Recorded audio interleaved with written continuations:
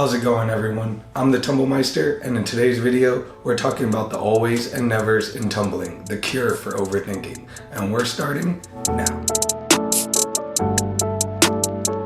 It's only natural to overthink in tumbling when there is just so much to think about. If something always happens, then we don't have to think about it. If something never happens, then we don't have to think about it. Keeping the focus on only what works will help make much less hesitant tumblers. Always up, never down. Gravity is an enemy that is always fighting against us, so we must always fight back as tumblers. Trying to make yourself weightless and always pulling up will help you take unnecessary weight off your body. If you're tumbling heavy, then you're probably gonna have to use a lot more strength than technique. In almost every skill, the action that is going up is the most important action. If you're doing a cartwheel or a back walkover, as your hands are going to the floor, your back leg coming up is actually more important. This will help pull and elongate your body and again take the weight off your hands when you're going into the next part. This is why your hips and your toes are so important in a back handspring, because they'll be the two parts that take off the weight off your hands as you go over. As we start flipping from height, not letting that weight go down from the air is even more important. Progressing landings into rebounds after almost all skills is a great way to drive home that tumblers should never be going down. The more up and height you have, the more room for mistakes your skill can allow.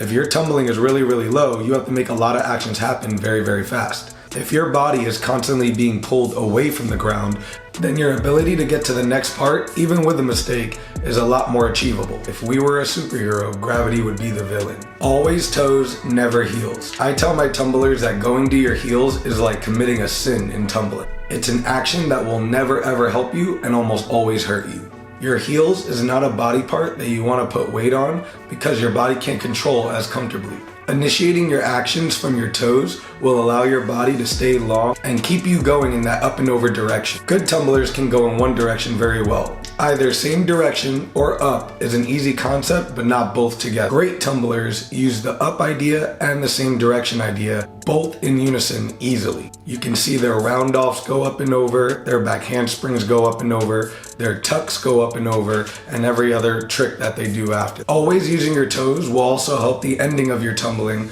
like on your rebounds and on your landing. I don't think I have to say that no tumbler should be rebounding on their heels, nor should they be landing on their heels. Getting rid of heels in your tumbling will also get rid of a lot of the mistakes that come with it. If you always use your toes, then you're at least gonna have some sort of a natural lift. Always same direction, never opposite direction. The most important word in tumbling is flow, and the worst word in tumbling is hesitation. Keeping all your technique and actions in the same direction will help increase flow. If your tumbling is going in multiple directions, then there's probably going to be an increase in your hesitations. This is especially important when you're doing multiple skills or you're connecting skills. If you're going for a front walkover, cartwheel, back walkover, or a punch front right out back handspring full, keeping every action flowing in the same direction will help you continue on to the next part of the technique easier. If the mind knows that it only has to go in one direction, it eliminates a lot of the extra thinking. Combining this idea with the always up, never down idea is already a great start to getting rid of the overthinking and extra thoughts that come with tumbling.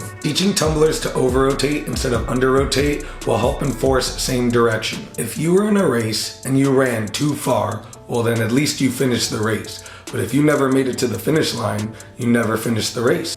Now this does not mean make all your flips land on your butt or over-rotate your front tumbling to your hands. Especially when learning skills, if you try to land a skill exactly where you want it to, it's probably going to land a little bit less. If they're doing a front tuck and they fall, then the fall should be towards their hands. If they're doing a back tuck and they fall, then the fall should be towards their butt. Landing on your butt in a front tuck or touching down in a back tuck are only going to create the bad habit of opening up early. Always land, never fall. One of the biggest things that I hate as a tumbling coach is when a tumbler thinks that they need to do a bad one before they start feeling comfortable. You don't build good habits with bad execution.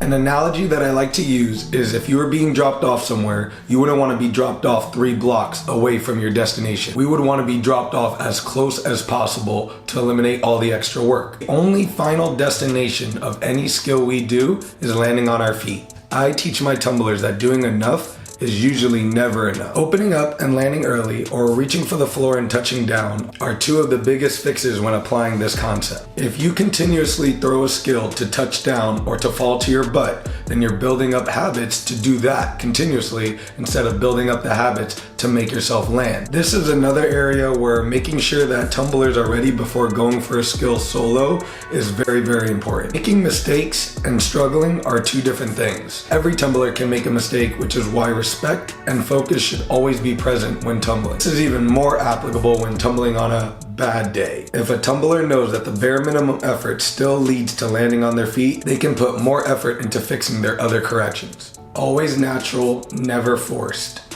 Natural tumbling is comfortable tumbling. Forcing technique, especially when it doesn't feel right, will definitely cause a tumbler to hesitate. This goes into the concept of making all your skills warm-up skills. Most of the skills that we warm up with are easy and come natural to us. It wasn't always like that. Doing a skill enough and applying the necessary corrections will lead to your skill feeling easier and easier. Once a tumbler starts getting into flipping, it's even more unsafe to force tumbling. Forcing a tumbler to do a skill when they're not ready isn't going to help them be more comfortable. They're going to be in a reactive mindset instead of a proactive mindset. When a coach is spotting their tumblers, they should only do as much help as necessary. You never want a tumbler to fall, but you also never want them to think that bad technique is going to get them where good technique should take them. Sometimes it's better to go for a safe rebound than a forced fall. If a tumbler needs 70 repetitions before they feel that natural comfort, then getting to that number is the most important thing. A state of flow is much easier to achieve when we know where we're going and how we want to get there.